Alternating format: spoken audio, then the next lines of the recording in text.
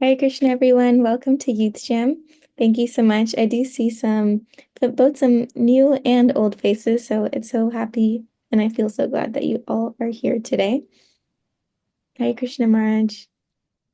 Hare Krishna. Great to be here. Thank you very much for the warm welcome. All right, so I'll be covering the announcements today. So just to start off, we usually begin with a prayer. So someone will be sending the prayer format in the chat so we can do some nominations for that prayer to hope our youth jam goes successful. Does anyone have any nominations in mind?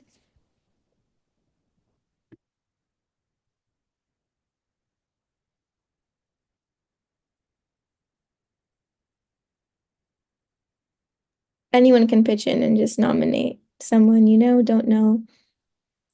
It's all good. Okay, I see Bredras Pavana has nominated Maithili and Marge has seconded, and so lots of people are seconding. So Maithili, please go ahead.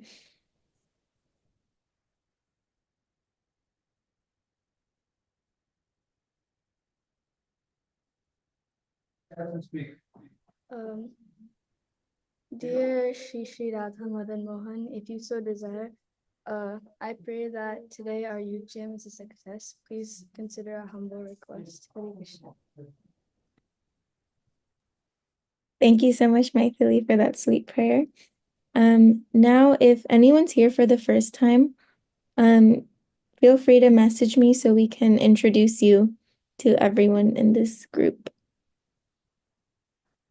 And besides that, our schedule for today will probably be chat, some reading, some discussion, and then we have a special seminar today, as you may have seen in the flyer, about lessons from the world around us. Okay, Kavin is here for the first time. Do you want to introduce yourself? Maybe say your name, where you're from, how you heard of Jim? Go ahead. I'm Kavin. I'm in 9th grade and I'm from Pittsburgh, Pennsylvania.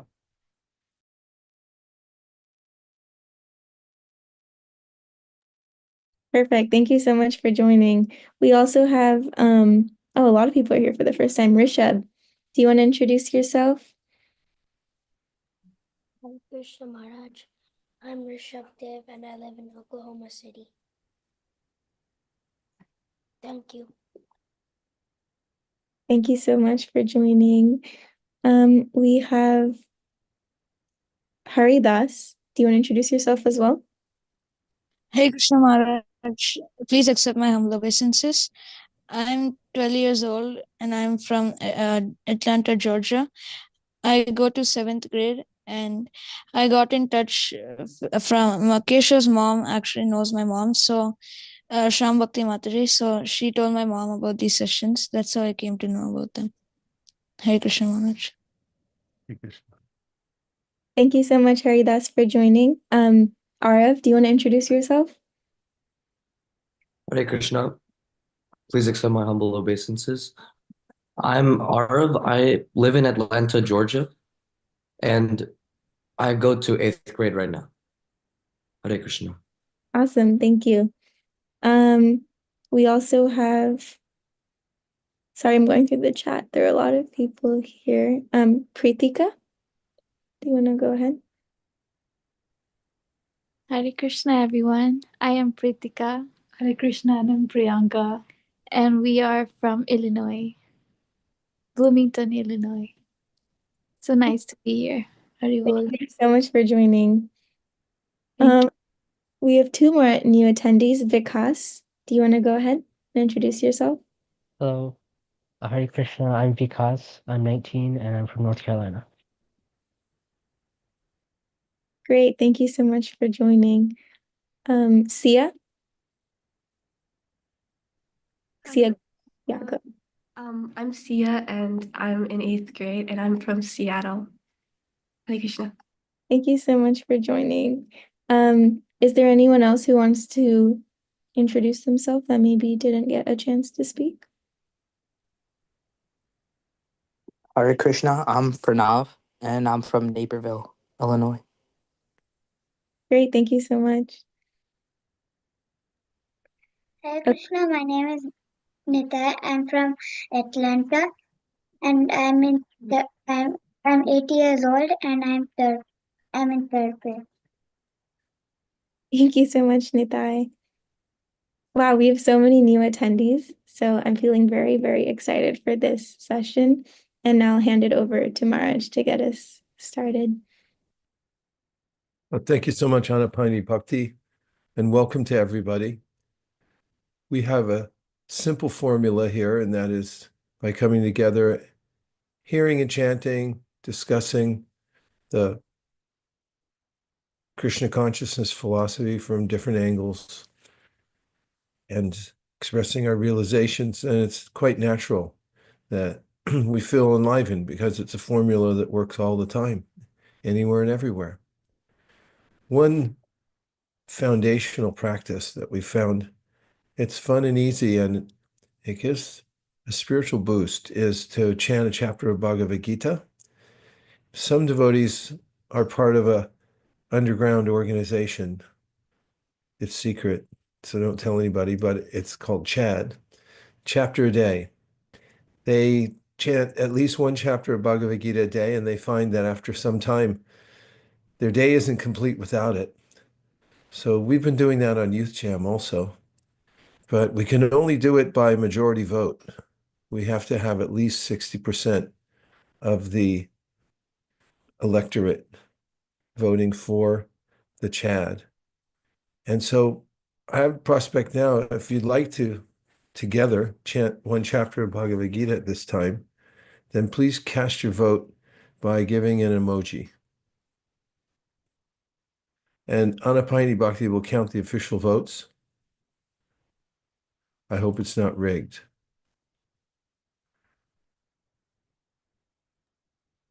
I'm seeing over 15 votes, so that's a great sign. Okay. Next time I'll campaign harder and try to get the numbers up. Which chapter would you like to do? 7?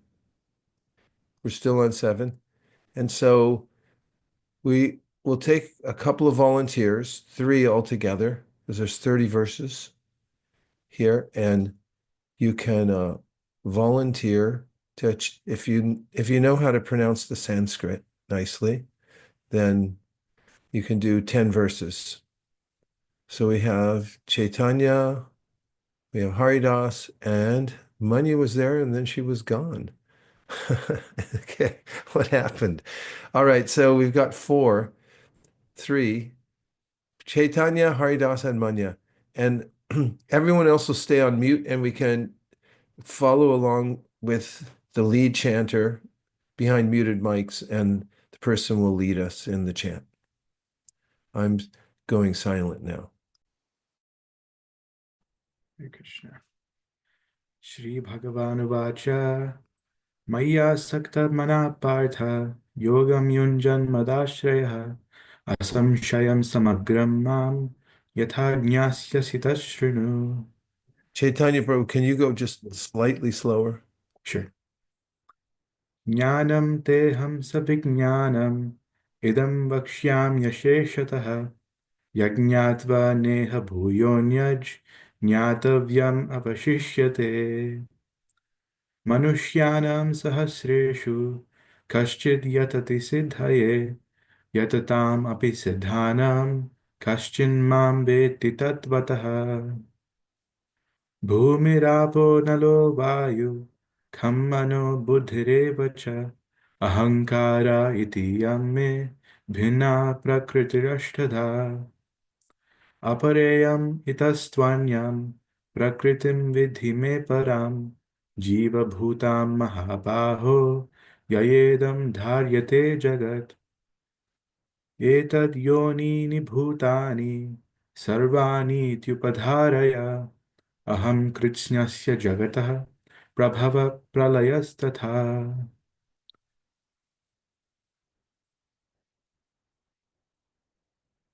मत्तः परतरं नान्यत् किञ्चिद् अस्ति धनञ्जय मयि सर्वमिदं प्रोतं सूत्रे मणिगणा इव रसोऽहम् अप्सु कौन्तेय प्रभास्मि शशिसूर्ययोः प्रणवः सर्ववेदेषु शब्दके पौरुषं नृषु पुण्यो गन्धः पृथिव्यां च तेजश्चास्मि विभावसौ जीवनं सर्वभूतेषु तपश्चास्मि तपस्विषु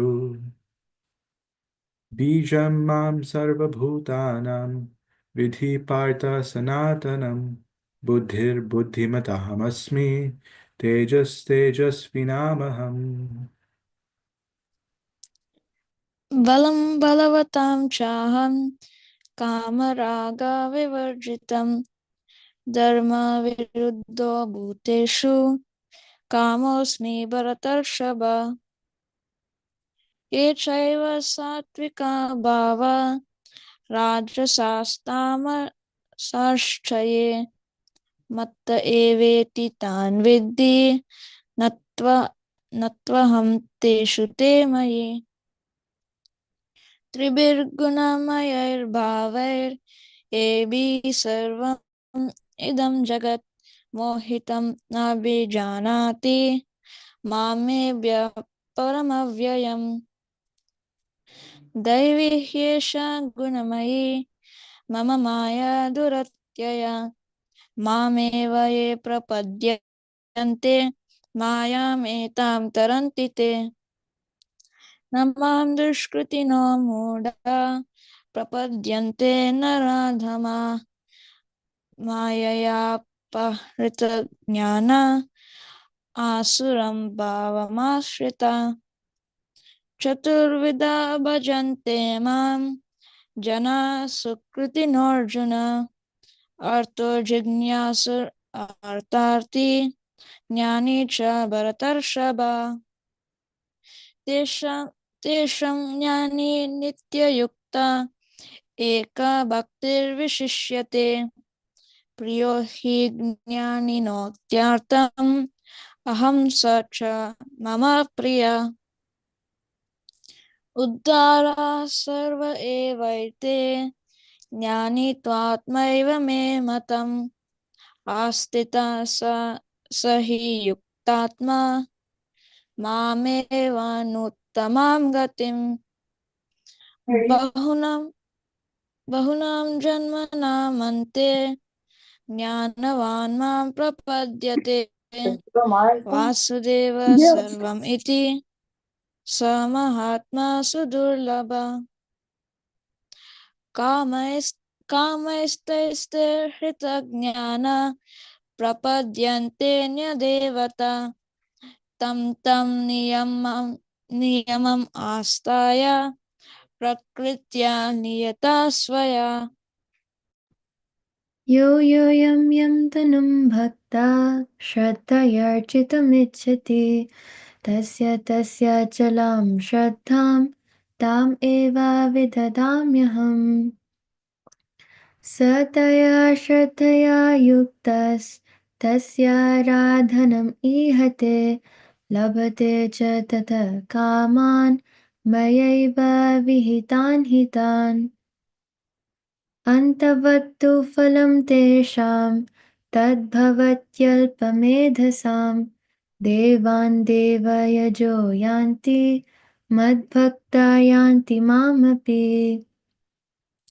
अव्यक्तं व्यक्तिम् आपन्नं मन्यन्ते माम् अबुद्धयः परं भावम् अजानन्तो मम व्ययम् अनुत्तमम् नाहं प्रकाश सर्वस्य योगमाया समावृतः मूढोऽयं नाभिजानाति लोको मामजमव्ययम् वेदाहं समतीतानि वर्तमानानि चार्जुन भविष्याणि च भूतानि मां तु वेद न कश्चन इच्छद्वेषसमुत्थेन द्वन्द्वमोहेन भारत सर्वभूतानि सम्मोहं सर्गे यान्ति परन्तप येषां त्वन्तगतं पापं जनानां पुण्यकर्मणां ते द्वन्द्वमोहनिर्मुक्ता भजन्ते मां दृढव्रता जरामरणमोक्षाय मामाश्रित्य यतन्ति ये ते ब्रह्म तद्विदु कृत्स्नम् अध्यात्मं कर्म चाखिलम्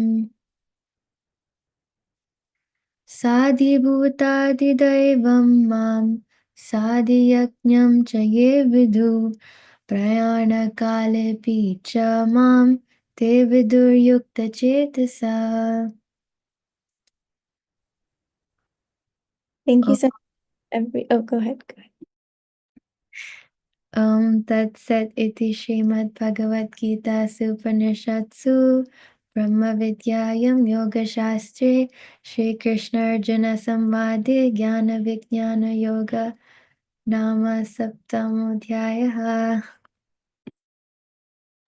Thank you everyone for volunteering to read the shlokas. Now we'll move into translations. So we'll have, since there are 30 verses, we can do 3 verses each. So please raise your hand if you're interested. And we will be doing more reading later, so don't worry if you're not able to participate. So please raise your hand and we'll follow the order in the chat. So 3 verses each. You can go ahead, Nisha. The Supreme Personality of Godhead said, "Now hear, O son of Pritha, how by practicing yoga and full consciousness of me, with mind attached to me, you can know me in full, free from doubt. I shall now declare unto you in full this knowledge, both phenomenal and numinous. This being known, nothing further shall remain for you to know. Out of many thousands among men, one may endeavor for perfection, and of those who have achieved perfection, hardly one knows me in truth.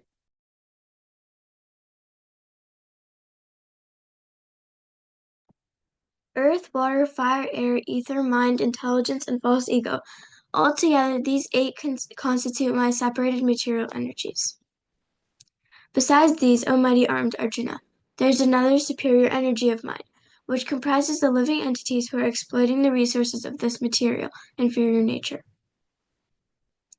All created beings have their source in these 2 natures. Of all that is material and all that is spiritual in this world, know for certain that I am both the origin and the dissolution. O conqueror of wealth, there is no truth superior to me. Everything rests upon me as pearls are strung on a thread. O son of Kunti, I am the taste of water, the light of the sun and the moon, the syllable Om in the Vedic mantras. I am the sound in ether and ability in man. I am the original fragrance of the earth, and I am the heat and fire. I am the life of all that lives, and I am the penances of all ascetics. O son of Pritha, know that I am the original seed of all existences. Sorry, 1 minute. Of the seed of all existences, the intelligence of the intelligent, and the prowess of all powerful men. I am the strength of the strong, devoid of passion and desire. I am sex life which is not contrary to religious principles, O Lord of Bharatas, Arjuna. Know that all states of being, be they of goodness, passion, or ignorance, are manifested by my energy. I am, in one sense, everything, and I am independent. I am not under the modes of material nature, for they, on the contrary, are within me. Deluded by the three modes, goodness, passion, and ignorance, the whole world does not know me, who am above the modes and inexhaustible. This divine energy of mind, consisting of the three modes of material nature, is difficult to overcome, but those who surrender unto me can easily cross beyond it. Those miscreants who are grossly foolish, who are lowest among mankind, whose knowledge is stolen by illusion, and who partake of the aesthetic nature of demons, do not surrender unto me.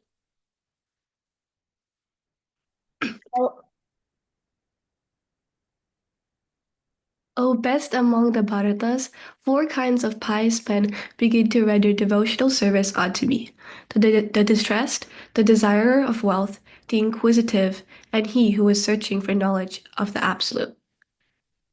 Of these, the one who is full in knowledge and who is always engaged in pure devotional service is the best, for I am very dear to him and he is dear to me.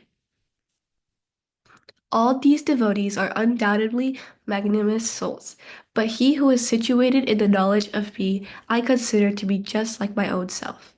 Being engaged in my transcendental service, he is sure to attain me, the highest and most perfect goal. There are many births and deaths. He who is actually in knowledge surrenders unto me, knowing me to be the cause of all causes and all that is. Such a great soul is very rare. Those whose intelligence has been stolen by the material desires surrenders unto demigods and follows the particular rules and regulations of worship according to their own natures. I am in everyone's heart as a super soul. As soon as one desires to worship some god, I make his faith steady so that he can devote himself to that particular deity. Endowed with such a fate, he endeavors to worship a particular demigod and obtains his desires. But in actuality, these benefits are bestowed by me alone. Men of small intelligence worship the demigods, and their fruits are limited and temporary. Those who worship the demigods go to the planet of the demigods, but my devotees ultimately reach my supreme planet. Unintelligent men who do not know me perfectly think that I, the Supreme Personality of Godhead Krishna, was impersonal before and have now assumed this personality. Due to their small knowledge, they do not know my higher nature, which is imperishable and supreme. I never manifested the foolish and intelligent. For them, I am covered by my internal potency, and therefore they do not know that I am unborn and infallible. O Arjuna, as the Supreme Personality of Godhead, I know everything that has happened in the past, all that is happening in the present, and all things that are yet to come. I also know that living entities, but me, know no one. O Scion of Bharata, O conqueror of the foe, all living entities are born into delusion, bewildered by dualities arising from desire and hate.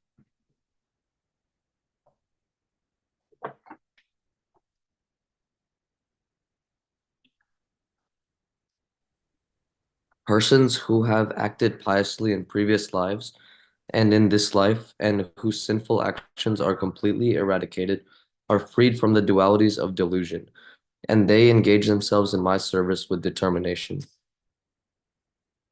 Intelligent persons who are endeavoring for liberation from old age and death take refuge in me in devotional service. They are actually Brahman because they entirely know everything about transcendental activities.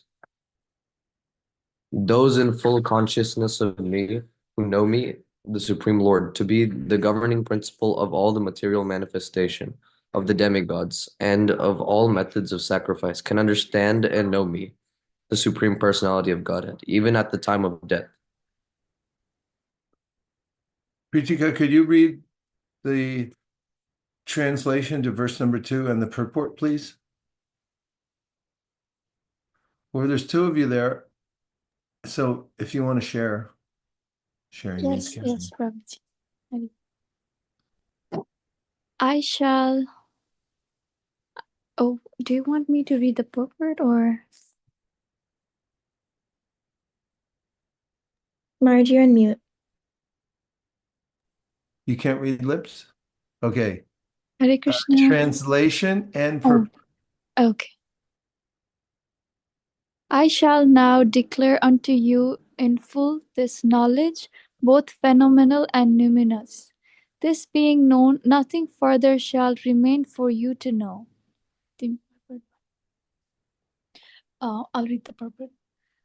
Complete knowledge includes knowledge of the phenomenal world, the spirit behind it, and the source of both of them.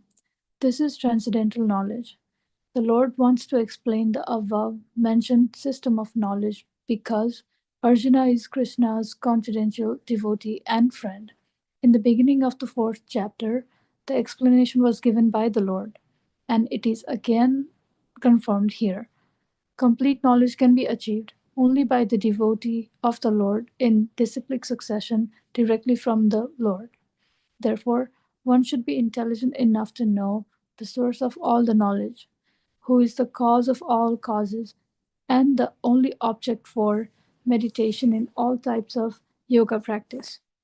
When the cause of all causes becomes known, then everything knowable becomes known, and nothing remains unknown.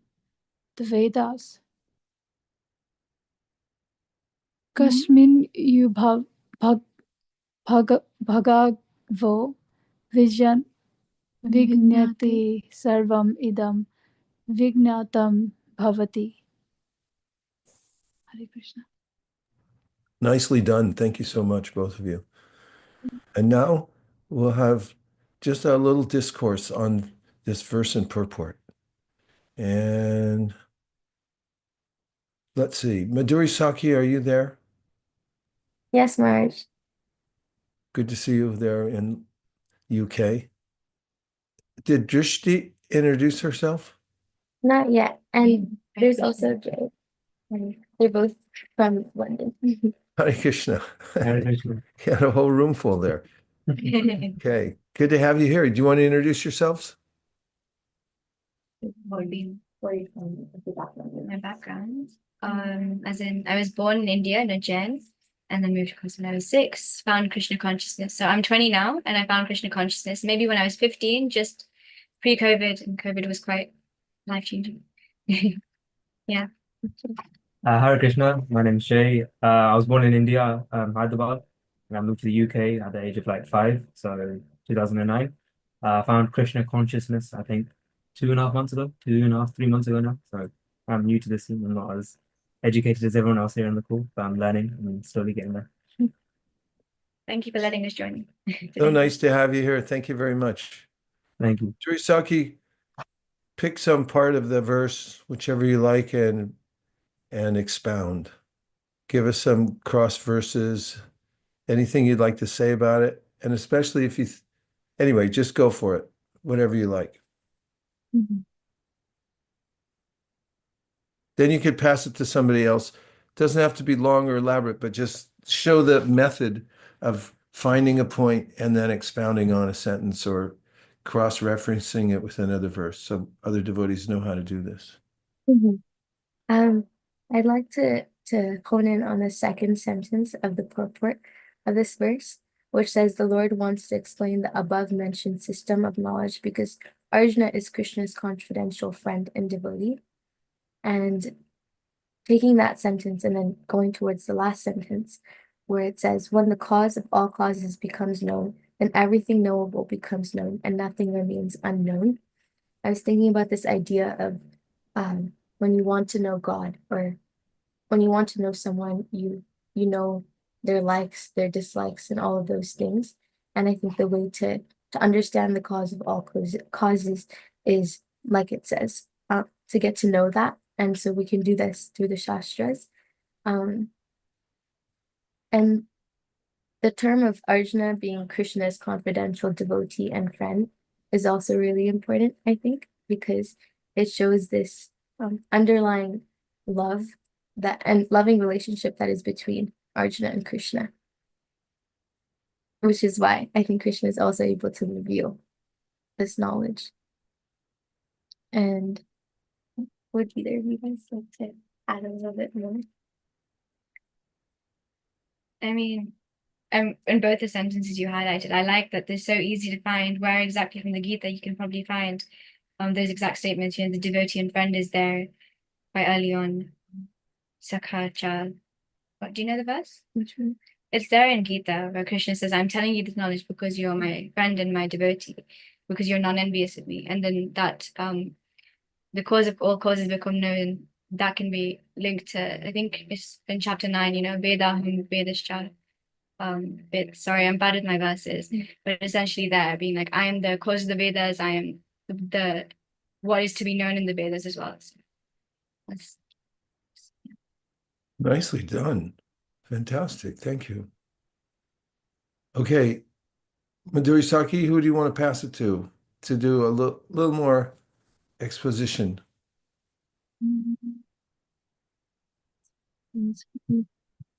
We pass it over to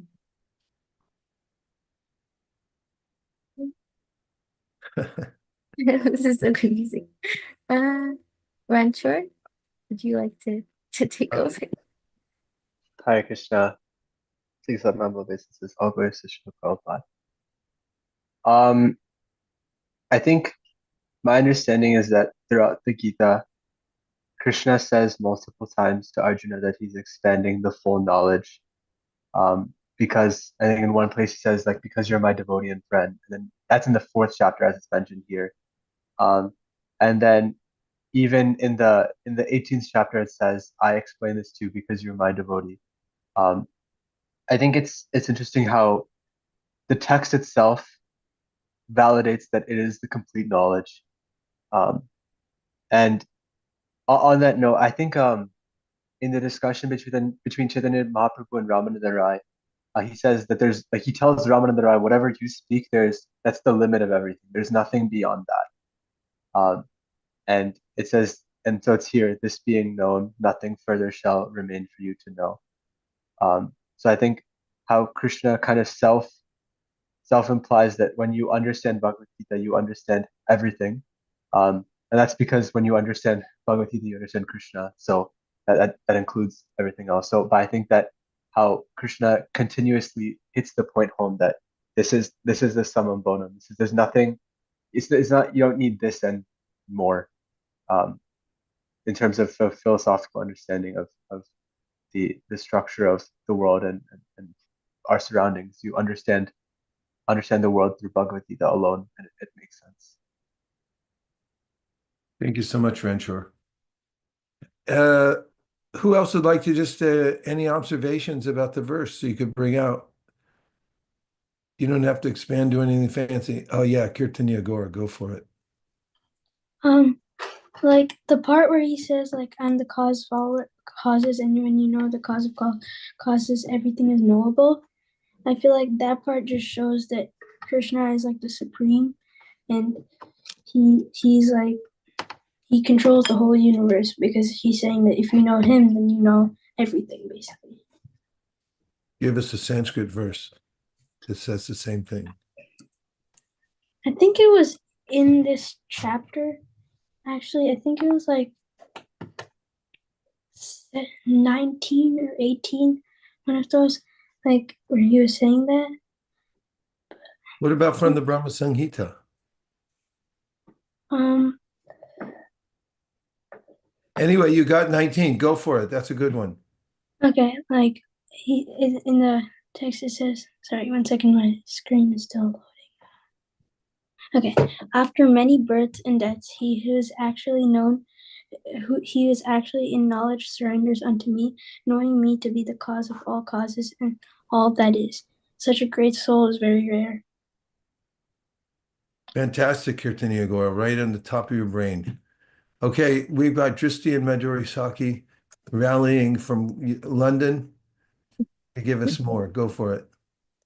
I was looking at the purport and realized that there was a very important, all of it was important, but one specific part was talking about how we can only understand the Lord through disciplic succession.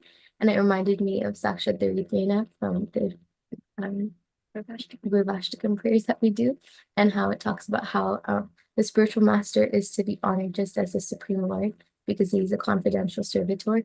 So therefore we should follow the instructions of a spiritual master and take the appropriate guidance and shelter in order to actually understand the Lord. Nicely done.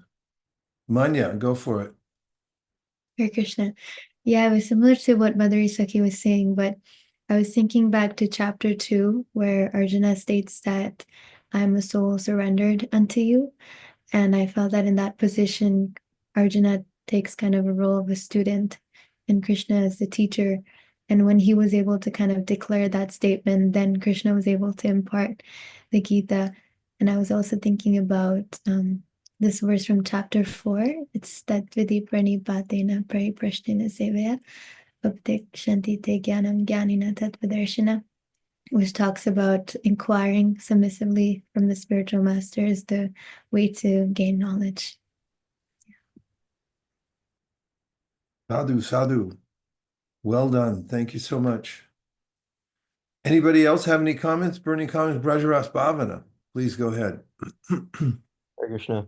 I was thinking of a connection with something that Sadhaputta Prabhu mentions a lot. It's called the explanation gap. And essentially how to explain, so let's say if A causes B, to explain B, you can talk about A because A is the explanation of B.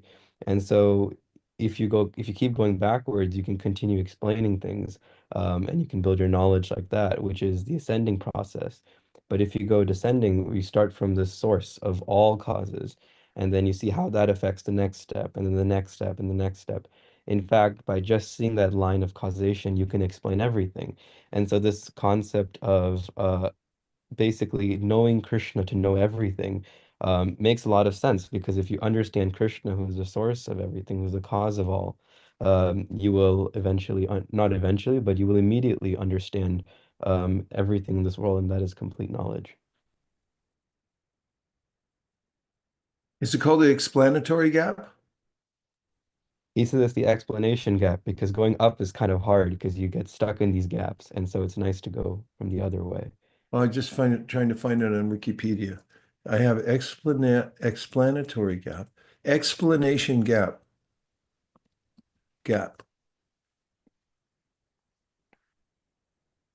It doesn't exist. But explanatory gap does. It reminded me also of the phenomena of infinite regress. That unless you have an axiomatic truth that you accept, and you have to keep testing backwards and you never get anywhere. Can I just bring to our attention these two words, numinous and phenomenal?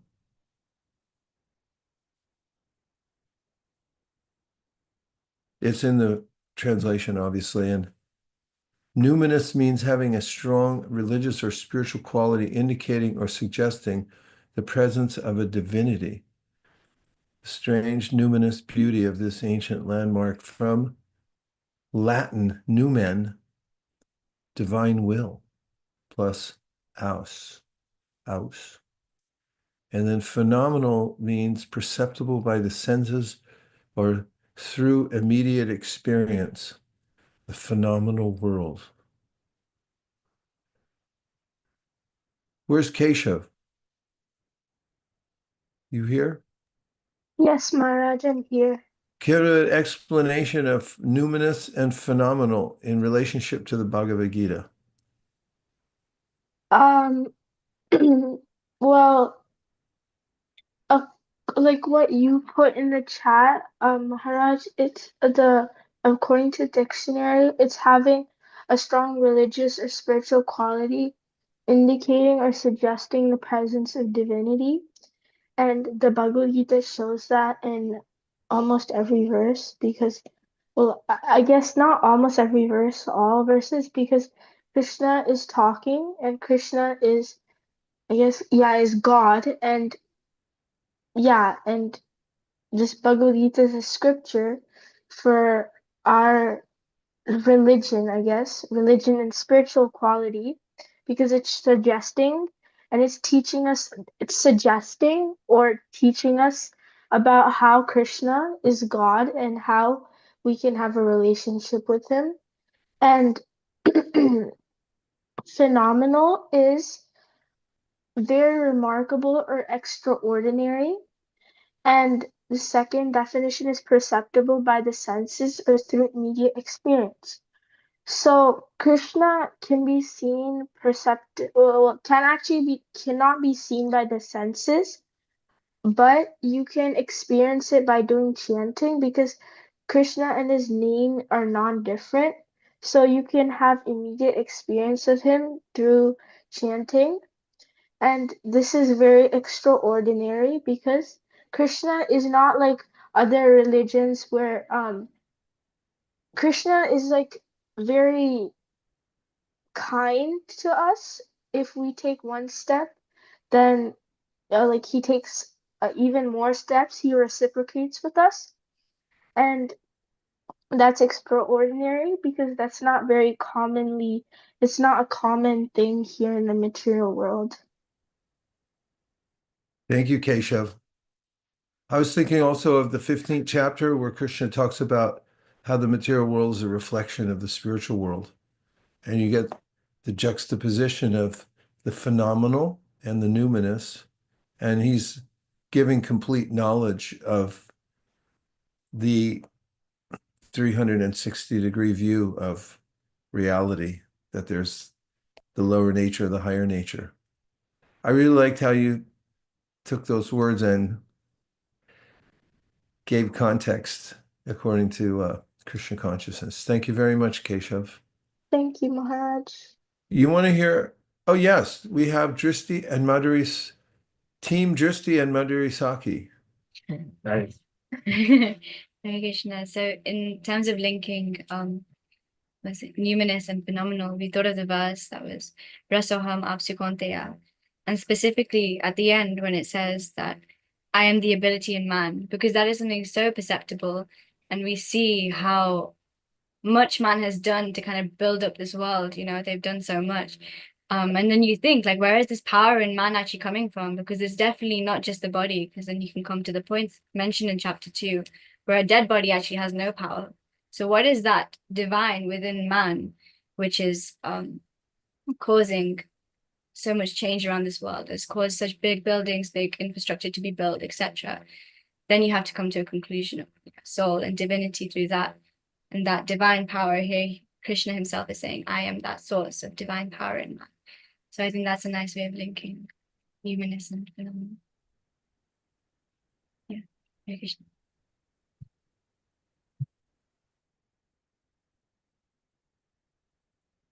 Brilliant. Thank you very much.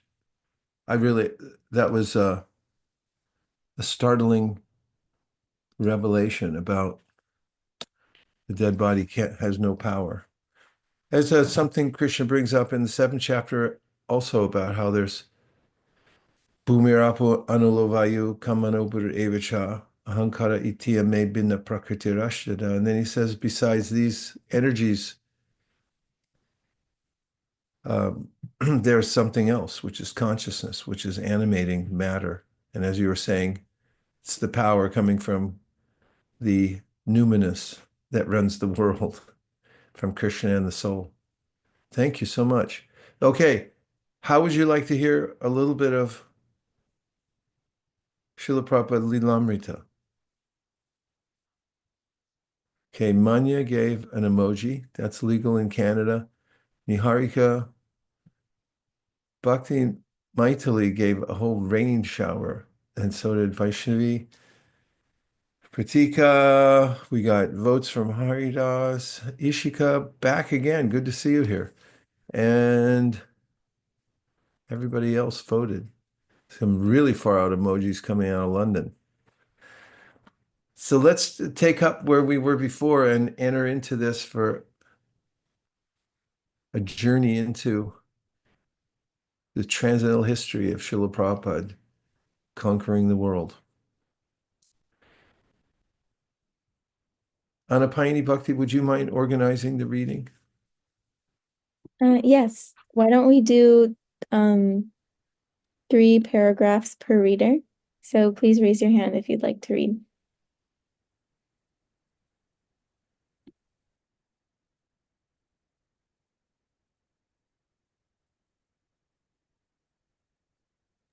I think Manya, you can start us off. You're on top. Mr. Mitra saw that Abey's ambition was no less than to make the whole city of Jhansi alive with Krishna consciousness. Abey quoted Chaitanya Charitamrita. One who has received the great fortune of taking birth in India should make his life perfect and then do good for others by spreading Krishna consciousness. And Abey would say, the whole world is waiting, Mr. Mitra, for our spiritual revolution. Mr. Mitra would nod, his handsome Nehru-like face forming a smile. But he saw that Abey wanted people to do more than merely listen to him. He wanted them to do something. Once Mr. Mitra offered Abey a copy of his book, showing him the foreword by a famous man, and repeatedly mentioned that the great sadhu Vinoba Bhave had liked the poems very much. When Mr. Mitra learned that Abey was a regular milk drinker, he began offering Abey fresh milk daily from his cow, a black cow, and black cows, Mr. Mitra said, gave especially good milk. Abey invited Mr. Mitra to accompany him on foot to nearby villages along with the kirtan party for preaching.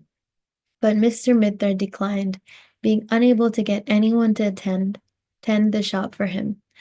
Another young Ayurvedic doctor was Dr. Siddhi, who immediately expressed interest in Abey's enthusiastic plans for spreading Krishna consciousness.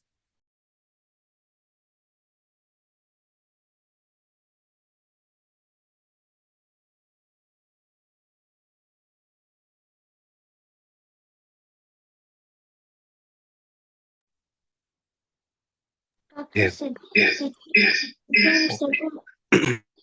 he came several times to my place. I've got a kirtana room on my roof, and he performed kirtana there as well as at the Gita Mandir. We were also going daily to the Theosophical Society. There's an atmosphere, a very pious, sacred, and calm atmosphere, where the kirtana and preaching and lectures were performed. He used to play harmonium. We accompanied him for meeting people and preaching his mission. The main thing was to perform kirtana and give a lecture on the Bhagavad Gita and the life of Krishna. Chaitanya Mahaprabhu was his Lord, and I also loved him. Radhelal Malik, secretary of the Gita Mandir and Sadhana Mandir, began meeting often with Abhay.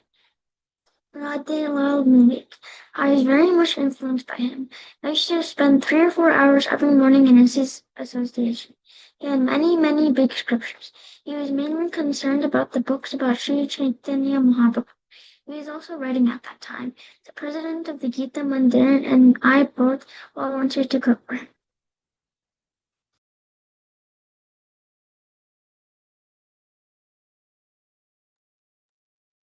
It was during a morning walk with Radal Muluk that Abai first spotted the Bharati Bhavan, a picturesque temple complex across from the large Antya pond. The neighborhood known as Antyata was quite and sparsely populated, but it was near Sipri Road, the main thoroughfare between downtown Jhansi and Sipri Bazaar. Abai inquired from Mr. Muluk about the temple, and together they returned from the main road and walked down a sloping footpath that led through the main gates of the compound. There they found several selected akras nestled within a grove of neem and mango trees. The main structure was the Radha Memorial. It was small like a cable, but its proportions were stout and bold. Sitting on an octagonal stone base, it rose on 8 ornate pillars of red and white chipped marble to a stone dome on top. 2 elephants bearing the goddess of fortune, Lakshmi, on their upraised trunks decorated the entrance. Concrete bunting and striping patterns of red, green, and blue added to the decorative yet massive effect. The entrance was marked with the words Radha Smarak, carved in Hindi script, and above it the English translation, Radha Memorial. When Abhay saw the Sanskrit inscription across the side of the stone temple, Hare Krishna, Hare Rama, Rama Rama, Hare Hare, he turned to Radha Mulak and said strongly, "The Lord has built this building for my use." For that moment, Abhay was determined to have the building.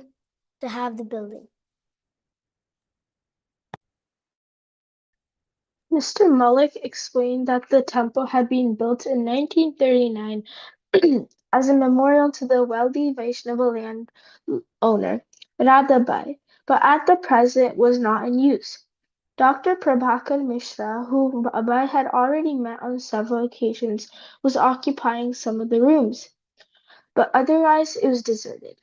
Mr. Mullick and Abhay sought Dr. Mishra in his quarters in the main building, and when Dr. Mishra saw Abhay's enthusiasm, he invited Abhay to stay there with him.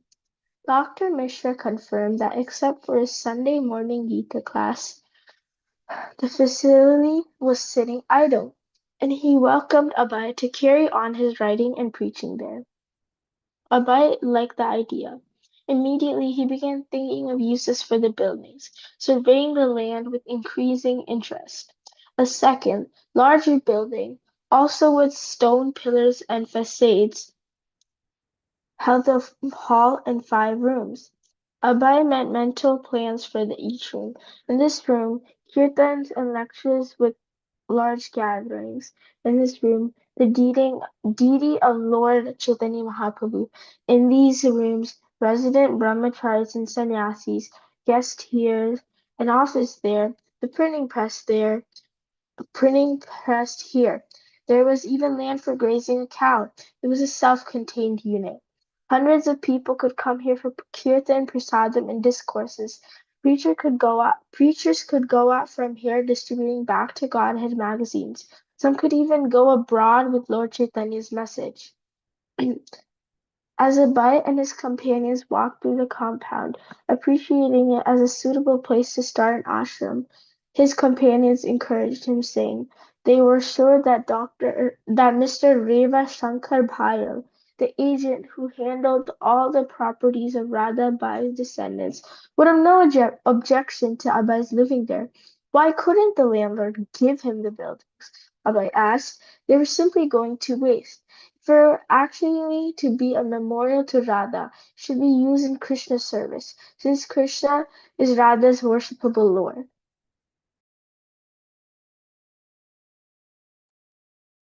Abhay was determined, and his friends agreed to help him. First, they met with Ram Mitra, who said that he was such a close friend of Mr. Bayal's that Mr. Bayal would probably give the place simply at his request. Dr. Shastri said that he also wanted to go to impress upon Mr. Bayal how much the people of Jhansi wanted Abhay to have the place. When Reva Shankar Bhayal met with his friend Ram Mitra, also present were Abhay, Dr. Shastri, Radhilal Mullik, Prabhakar Mishra, and Suryamukhi Sharma, a young educated Jhansi woman. They presented the case from several angles, and Mr. Bayal listened. He agreed that he wasn't using the place at the present, and this seemed to be a good cause. He agreed to let Abhay use the facilities for his League of Devotees for as long as he liked, and at Abhay's request, he agreed to become a member of the League. They shook hands. On behalf of the estate, Mr. Bayal presented the Bharati Bhavan properties in charity to Abhay Charande and the League of Devotees. During December and January, Abhay prepared a League of Devotees charter. He wanted to begin vigorous, extensive preaching, following the example of his spiritual master.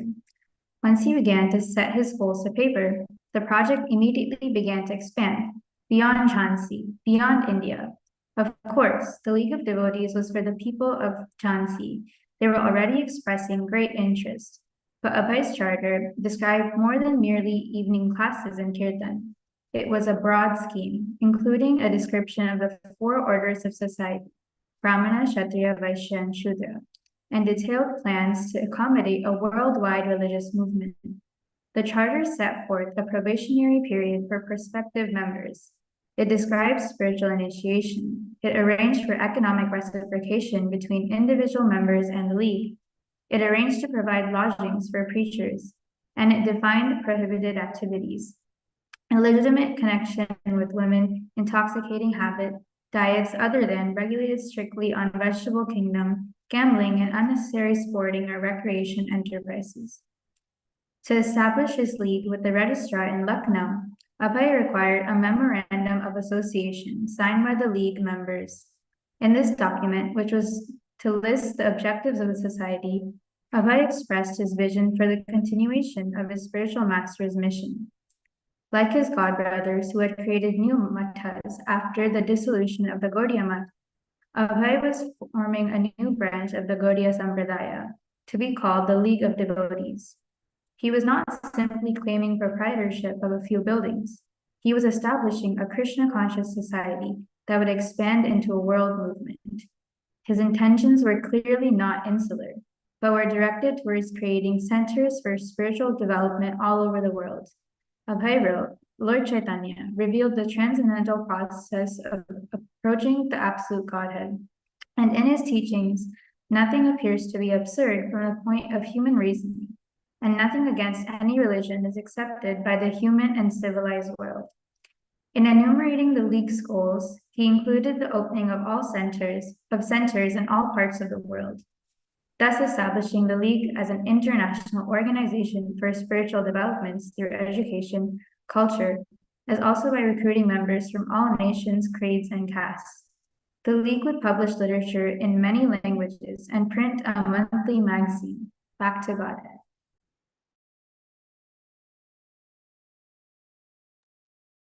Abhay obtained the necessary signatures for his memorandum of association. He then took the train to Lucknow and, on February 4th, paid the deposit of 50 rupees and filed his application. He returned to Jhansi. In his room in the Radha Memorial, Abhay would rise daily at 4 a.m. and arouse his young neighbor, Prabhakar Mishra. From 4 to 5, Abhay would write. At 5, he would walk in the Antiyatal area. At 5:30, bathe, and then chant Hare Krishna on his beads until 7, when he would hold a class on the Chaitanya Charitamrita or Srimad Bhagavatam, although Prabhakar Mishra was usually the only listener. At 8, he would return to his literary work, typing until after 10, when he would begin to prepare a meal. In the afternoon, he would often go around Jhansi, meeting people and preaching, looking for anyone willing to take part in the League of Devotees. In the early evening, he would write until 7, when he would prepare for the kirtan and lecture he would hold at one of various places in the city, depending on where he was invited.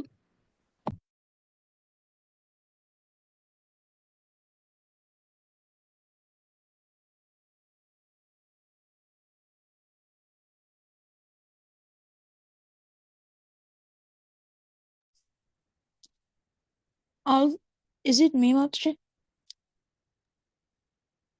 Kritika and then Haridas, and then we'll be done for today.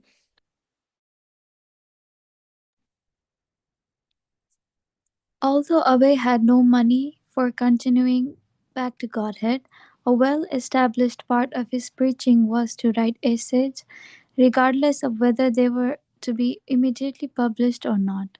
He wrote a long essay, some 24,000 words, entitled Message of Godhead.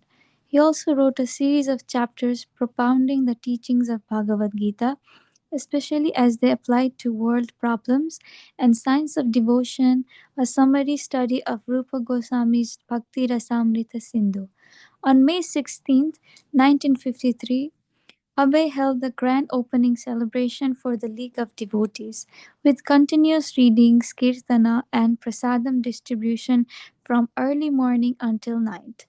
The buildings were decorated with leaves, flowers, and many earthen water pots. In the evening, when attendance was the greatest, Abhay lectured from the ninth chapter of Bhagavad Gita on Raja Guhya Yoga. Prabhakar Mishra conducted a fire sacrifice, and several Brahmanas chanted mantras from Brahma Samhita.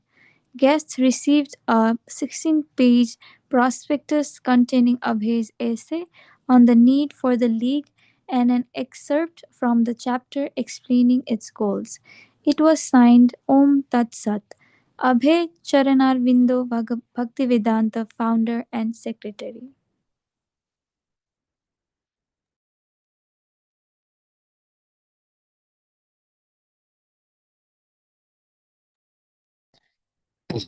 The opening was a pleasant, auspicious event for the people of Jhansi, and hundreds gathered in the evening for Abhay's lecture.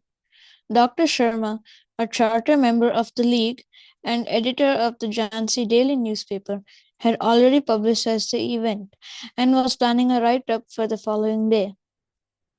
The Gaudiya Patrika also reported on the opening. The editor of the local Theosophical Society, Sri Lakshmi Narayan Rajapalli, was also present. Although he holds different philosophical opinions from Bhaktivedanta Prabhu, he is very sympathetic with this moment. In the assembly, there were many people worth mentioning. The inauguration and establishing of deities will be done soon. The assembly will request Rajpati Sri K.M. Munshi to perform the inauguration ceremony. Their center has been registered by the Society's Registration Act. Sri Bharati Bhavan is the name of the League's building, in which they have a lecture hall and a temple that resembles a palace. The assembly has many activities at the center, and there are also facilities for members to live there.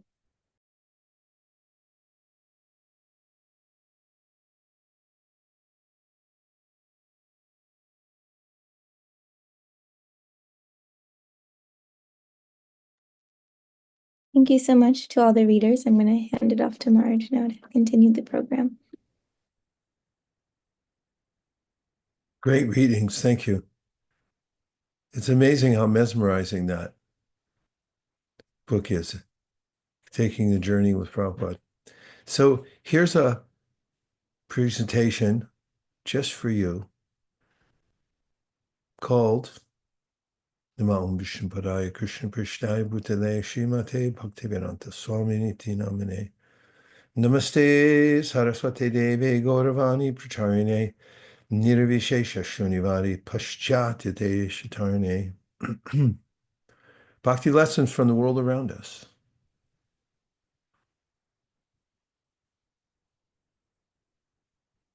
One of the directives, Chaitanya Mahaprabhu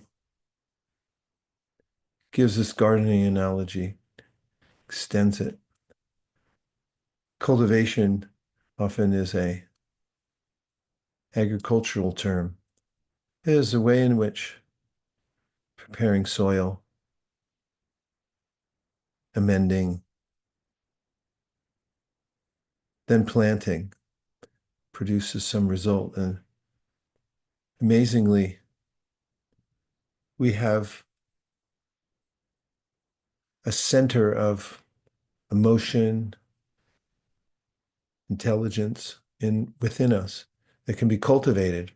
It's especially important because we're humans and we have this ability to cultivate the heart.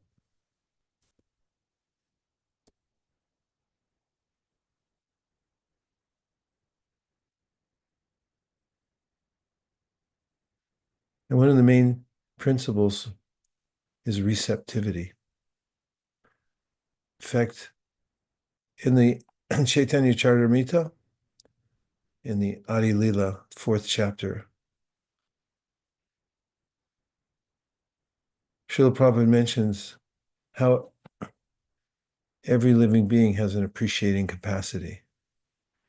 In fact, every species of life, and in every form that a living being takes, that living being has a relationship with Krishna.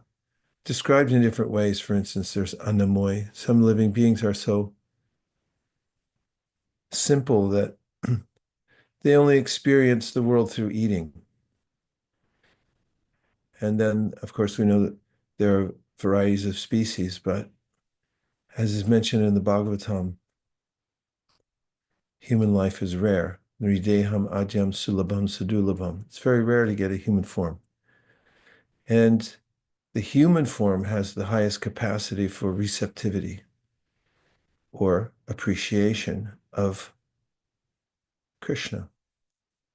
And so, actually, you can stay on that slide. Anyway, go ahead. It's still about receptivity, as you wish. So there's a science for becoming receptive.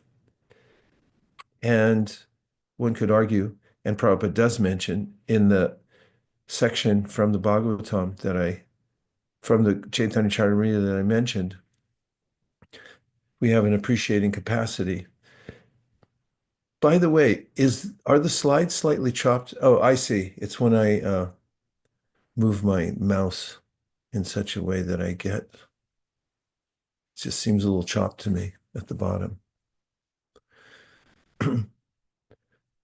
So the practice of Krishna consciousness, one might argue, is really about developing receptivity. And there are these various ways in which, and some of them we discussed earlier when we were talking about coming to know Krishna, has to do with devotion. And some of the qualities that engender receptivity are humility, a service attitude, submission, and sincerity.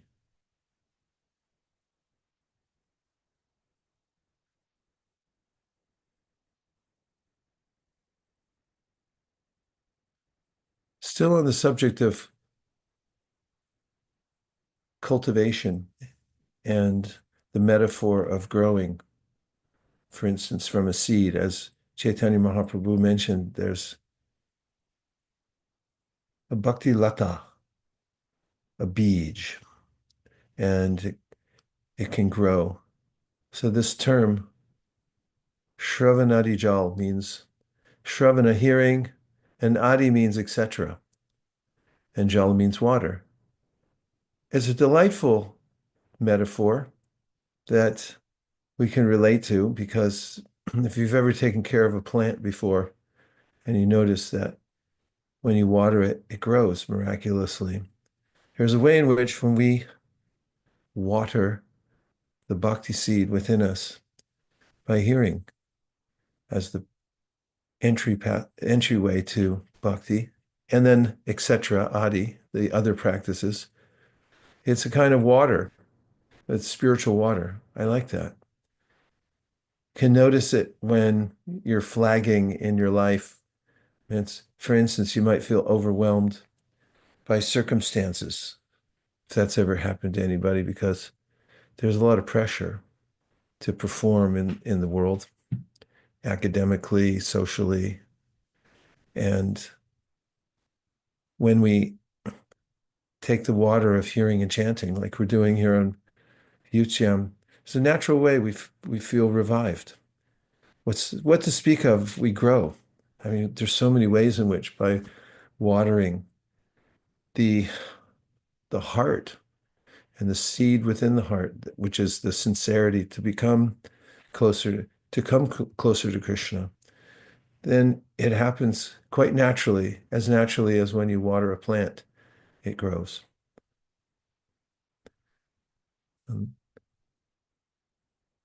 Some of the ways that are naturally effective are to hear in the association of like-minded devotees who are more advanced than oneself. That was a suggestion that Chaitanya Mahaprabhu gave to Sanatana Goswami.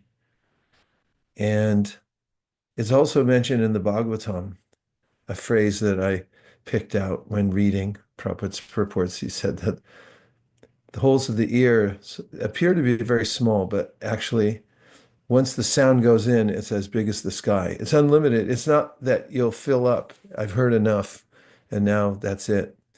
But you can continue hearing and hearing. You'll never find a satiation point. So these two points are helpful in calibrating how we continue our devotional service and how to position ourselves so we make advancement. Here in the association of like-minded devotees who are more advanced than oneself. If you're the smartest one in the room, you're in the wrong room. Try to be in the room where there are people more advanced than you. Yeah, it's amazing. If you think about the holes of the ears, there are many different descriptions throughout in the Shastra about the karna, or the ear. For instance, Satam prasangam mama virya samvido bhavanti hrit karna rasayana kata says Kapila Dev, when you get in an association of devotees, you're going to hear about Krishna, and that goes to your heart. And then you're going to make advancement one step after another. And so the sound vibration, too fast, go back from the ear, it goes to the heart. Hrit, the heart, and karna, the ear. So the next image is from my neighborhood. I did promise something about from the world. I used to call it from my neighborhood, but there were other examples. This is actually from my neighborhood. I took this picture. That's a storm drain. When it rains, water goes down the gutters, and then it goes in that grill. And everywhere in the Bay Area, there are these emblems that say no dumping drains to bay. So one day when I was walking past this chanting japa, I was thinking about that. And it came to my mind that my ears are like those grills. Because whatever goes in there ends up in the bay of my heart. It's just a fact, isn't it? When you hear something, when you associate with people and there's some discussion of any kind, that the flavor of that discussion, the mood of that discussion leaves an impression in your heart. So I was thinking that this is one of the admonitions that Lord Chaitanya gives, and his disciples like Rupa Goswami talk about, be careful what you put in, because if you dump toxins in your ear, so to speak, the sound vibration like gramya kata means useless talk. Then it goes into your heart, and that's what you have to live with. So don't dump. Make sure you're very deliberate what goes in your ear. Okay. Mantra. Does anybody remember from the Ramayana how Kaikeyi was eager for Ram to be anointed king until her evil-hearted employee enviously spoke to her about Ram and how he would neglect her son, Bharat. And just by hearing from her for a few minutes, her heart changed. So beware of the mantra effect. If you think it's inconsequential, it's not. To be around somebody who's unnecessarily or perniciously critical, especially of devotees, or who they're on a bent that they want to find fault with others in a non-constructive way. And that goes in your ear, and it will have an effect, just as it did on KK. The hearing process also is a homing device, or our ears, I should say, are our homing device. Just like I've always been amazed by birds who can find their way from faraway places back to their roost. You know, like pigeons. Niharika, have you seen this? Pigeons, homing pigeons you've heard of? Homing pigeons are pigeons that people raise, and then they could take them 100, 200 miles, 1,000 miles away and let them go, and they'll come right back to where they were as they can find home. And I found this sense of homing in other species as well, like fish. I took some friends to Muir Woods, which is a place Prabhupada walked. It's one of the remaining redwood forests that weren't cut down here in the Bay Area after the earthquake at the beginning of the century. And there's a stream that runs through it, and there are these fish called coho salmon. And I saw this ranger who is wearing gaiters and in the water pulling out little pieces of trash. And I asked him what he was doing, and he said that it's called micro trash. People throw things and coins even into the water thinking that they'll get good luck. And it disturbs the homing system in the coho salmon. So I asked him more about that. He said they're born in the freshwater stream, and then when they mature, they swim downstream to the ocean. Then they'll go as much as 2,000 miles in the ocean, swimming around, and then for a couple of years, and then they come back to the same stream and they swim upstream and they find the very place where they were born. And then they spawn there and then they die. And I asked him about how they do that. He said there were several theories, but one of them was they could smell their way back. And that's why the microtrash disturbs the homing system that the fish are able to smell where they were from. So I made a parallel with that. And when we hear, that's our homing device. You can hear home. You can hear Godhead. You can hear Krishna. And if you hear, then it compels you to go back to Godhead. There's a sense of being compelled. And then there's also a sense of direction. Tesham satata yuktanam bhajatam priti purvakam dadami buddhi yogam tam. Krishna gives intelligence.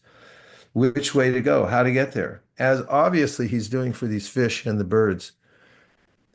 Of course, he'll do it for us too. If we hear about how to go back to Godhead, he's going to give us intelligence how to do it. Okay. So this is drip system. I've upgraded my drip system, but this was the original drip system I used in my garden. It was invented in Israel.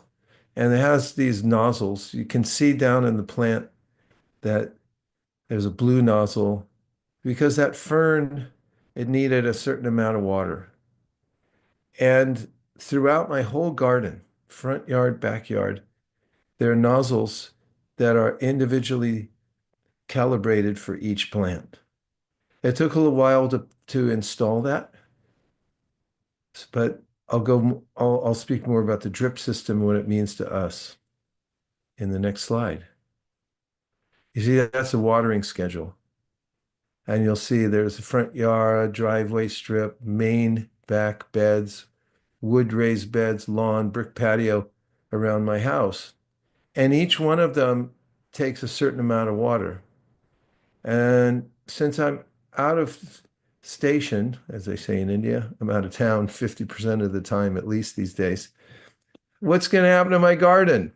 Well, it's going to get watered because it's got a drip system and it's on an automatic watering schedule. Next. You see, that's the device, Rain Dial Plus. Day watering schedule, valve run times, program start time, set program run, and off. It has those different features. And once I set it up, then all the plants get watered on schedule with the right amount of water.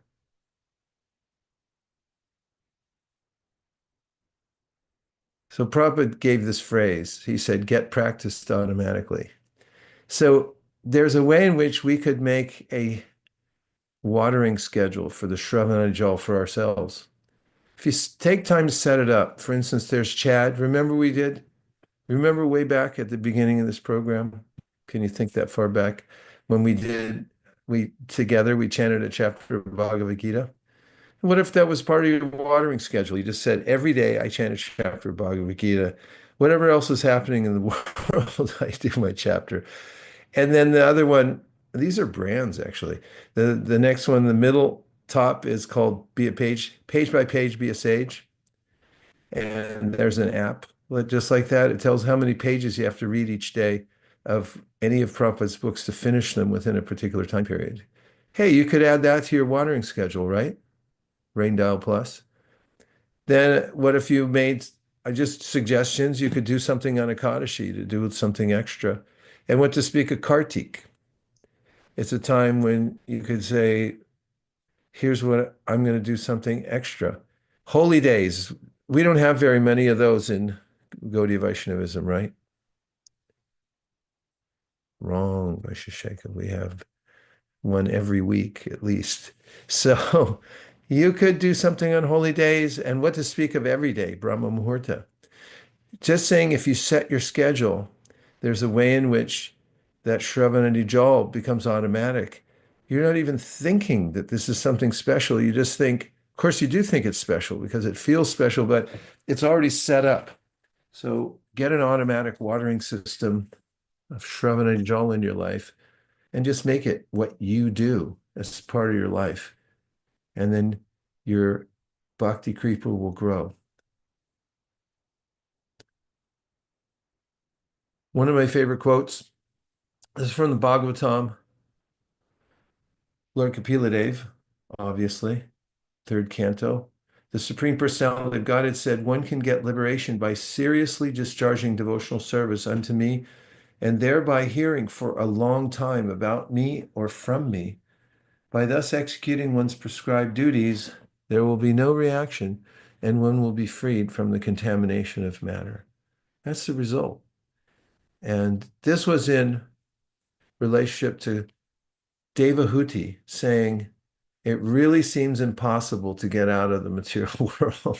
She said it's almost seems impossible to accept that I'm not my body because it seems like I am, and I probably have been this way for millions of lifetimes. So how to get out? And Kapila Dev assures her, he said, just hear for a long time, Shravanajal, water, every day, something, and execute prescribed duties. There'll be no reaction, and you'll be free from the contamination of matter. That's the result of Shravanajal. Nothing else does that for us. There's no panacea in the material world, only from the spiritual platform. Yes. I picked up this concept of the law of large numbers. The results obtained from a large number of trials should be close to the expected value and tend to become closer as more trials are performed. I just related this to the practice of devotional service. Sometimes a person may take the devotional service, but their practice is perhaps minimal, which is okay. You have to start from where you are. And perhaps even worse, well, perhaps there's also gaps. And then one may not be getting the expected result. But if you experiment in your life and try to do more hearing and chanting, you'll come closer to the expected result because of the law of large numbers.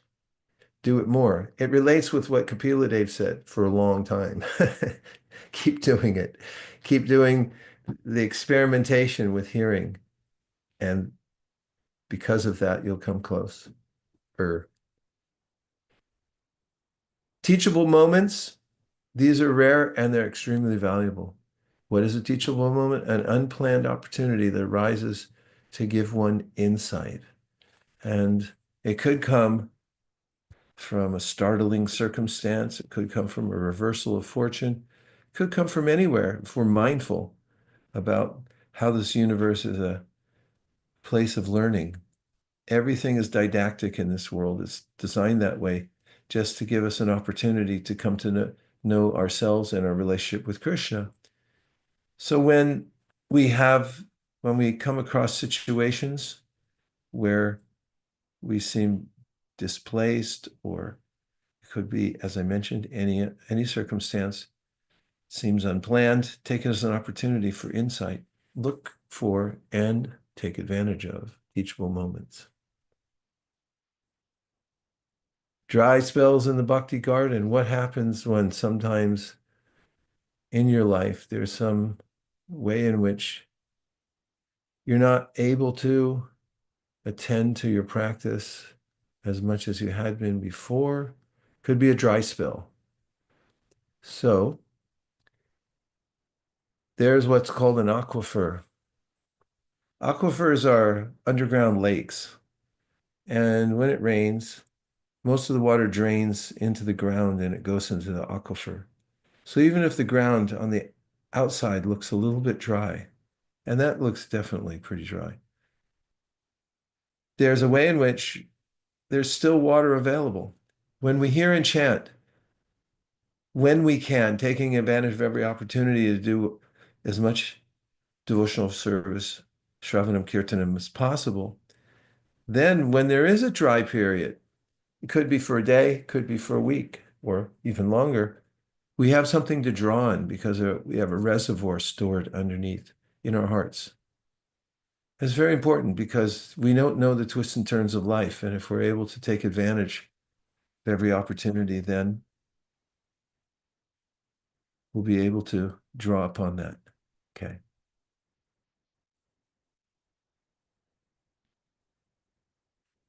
I love rain, live in California. When we get it, we always feel fortunate.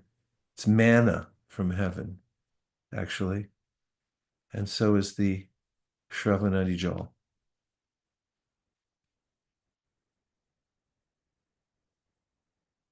And weeding, this is something that Chaitanya Mahaprabhu recommended.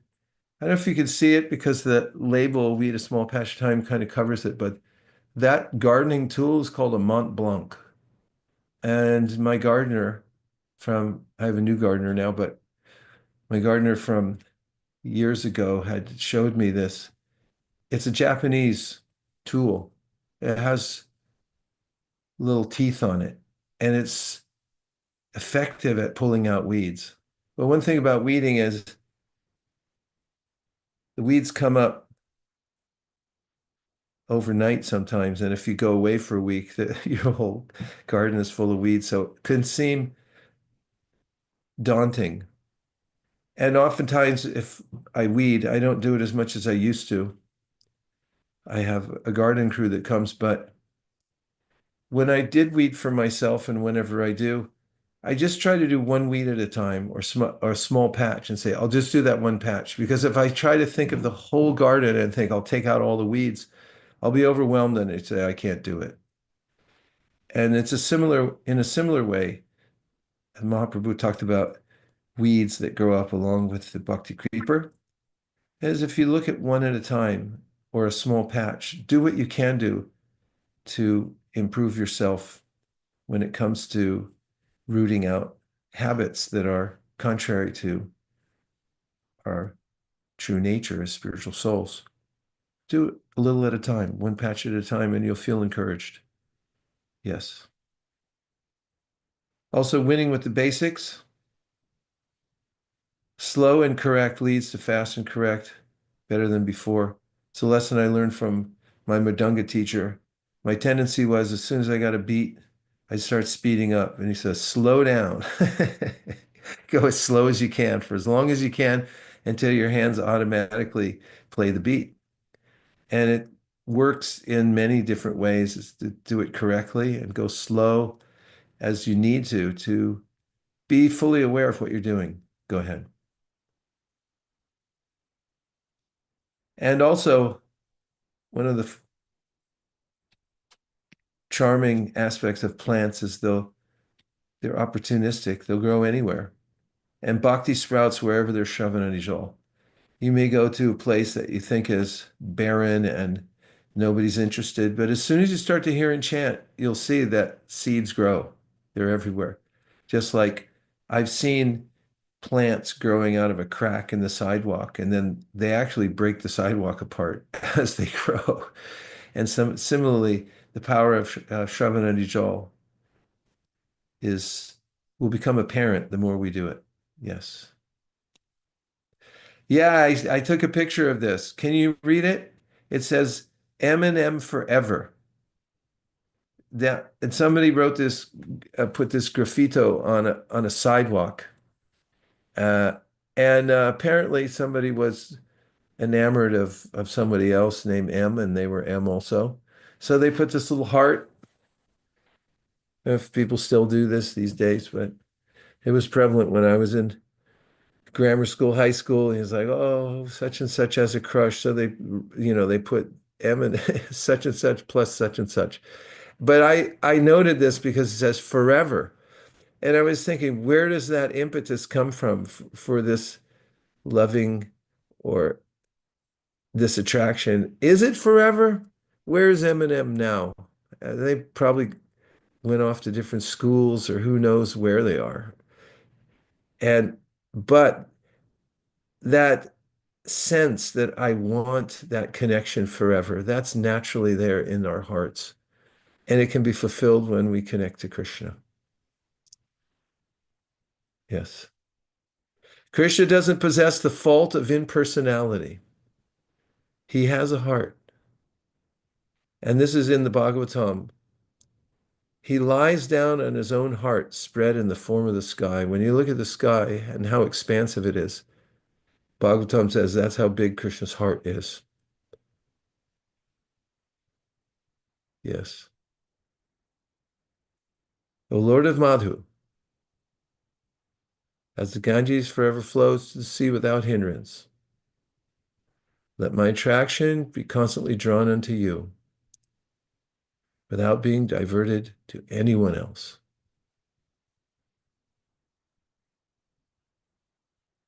Hare Krishna. Would you look at that? It's 4:30.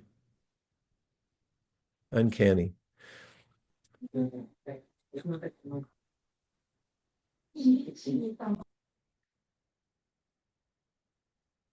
Well, usually we take time for some discussion regarding our personal lives and things like that, but we ran out of time. But we'll do it in subsequent meetings. It's kind of nice to share realizations about how your life's going, what's bugging you, what's working, what's not working, things like that. Anyway, thank you, Brajaras Bhavana, Anapayani Bhakti, for being so foundational in keeping Youth Jam going. Thank you, Madhuri Saki. Even though you're on the other side of the stone, you're still attending, and I think it's past midnight. And thank you, everyone who joined us for the first time. Please make this your home away from home. We just want to hear and chant together. And we would like to develop a powerful youth movement and take over the world also. I'm not youthful. Well, I feel youthful, but I would like to see those who have the advantage, who have gained the advantage from obviously practicing devotional service in previous lifetimes, to have every facility to have full engagement in the Krishna consciousness movement and be able to help millions and millions of other people. Shall we end here? Yes.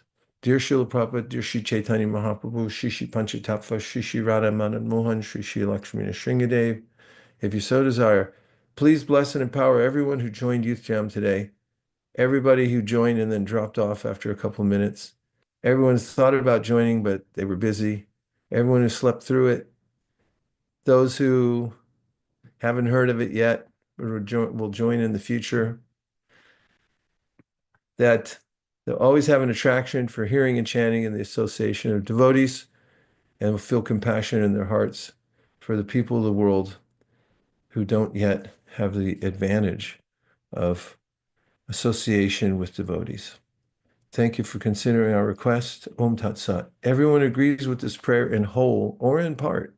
Please unmute and say Hare Krishna. Hare Krishna. Hare Hare Krishna. Krishna. Hare Krishna.